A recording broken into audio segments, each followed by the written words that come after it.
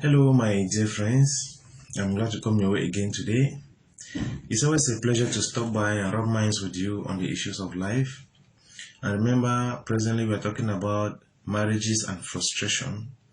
Why are so many married people just bearing their marriages or just wondering why they even got married in the first place?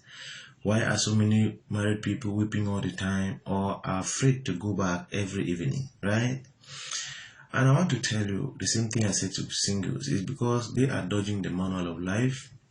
They are not interested in consulting the menu of marriage. And so, how do they craft their marriages? They craft their marriages according to their own philosophies and according to the popular trends in the society. And so the result can only be colossal. But in case you are interested in the menu of marriage, which is the Bible, and you decide to research it, you will come across glaring scriptures that will really help you, right? And one of them that started my own fire was Ephesians chapter 5. And what did I discover? I discovered in that scripture the different rules, what the wife should do and what the husband should do in order to bring up or to develop the kind of home that they desire or that is in the menu.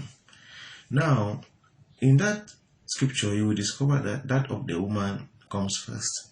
But for me, I want to start with that of the husband. Why? Because the husband is the head of the family. And every time the car keeps having accident, we blame the driver fundamentally and not the passengers in the car. If you understand that parable, then you have gotten 50% of what I want to say today. If the car is always having accidents, we blame the driver and not the passengers in the car. The leader is to be blamed first. Are you even playing your role as you were supposed to play? And let me tell you something you find in verse 25. It says, "Husbands, love your wives as Christ loved the church and gave himself for it." Right? That ending, "and gave himself for it." Have you given yourself to your wife? Not your money, not your car, not your property, but yourself. Have you given yourself your attention, your values, your core principles? Have you given your life for it? The question many a times is no. And we continue, it says, "Because he gave himself for it, he now labored to sanctify it, to cleanse it, and present that church to himself without spot and wrinkles." Without spots and wrinkles. That tells you that the church has spots, the church has wrinkles. The same like every woman. No matter how spiritual they are as singles, when you get married to them, you discover that they have spots and they have wrinkles. It could be in their character, in their understanding. For instance, every single sister, when they have a need, they pray, right? But once they get married, they stop praying for their needs. They ask their husbands.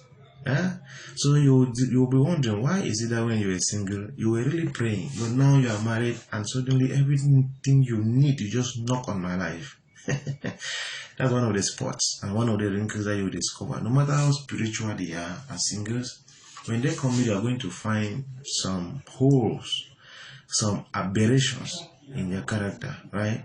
But what does Jesus do?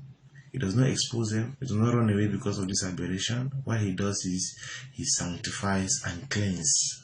He labors on it and sanctifies and cleanses. As you continue, I think verse 27, 28, they tell you that every husband should love their wives as their own bodies.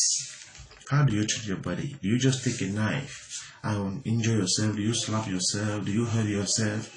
No, in fact, what I understand that verse to mean is do unto others what you want them to do unto you. The way you want to be treated, everything you want, the way you want to be honored, the way you want to be cherished, the way you want to be respected, that is how you should do to your wife. Go and meditate on that scripture, and I want to tell you, don't bother whether she submits or not. First, ensure that you are doing 100% of your own role. And that's my philosophy. I don't put if. I don't add if she submits, then I will love her. No. What is my own role is to love. Am I doing all that I'm supposed to do as a husband? If no, that area where I'm lacking, I invest to do it. And what I've discovered is, as I focus only on my role, it provokes her also to play her own part. So my dear friends, I will leave you with this. All the best. Bye bye.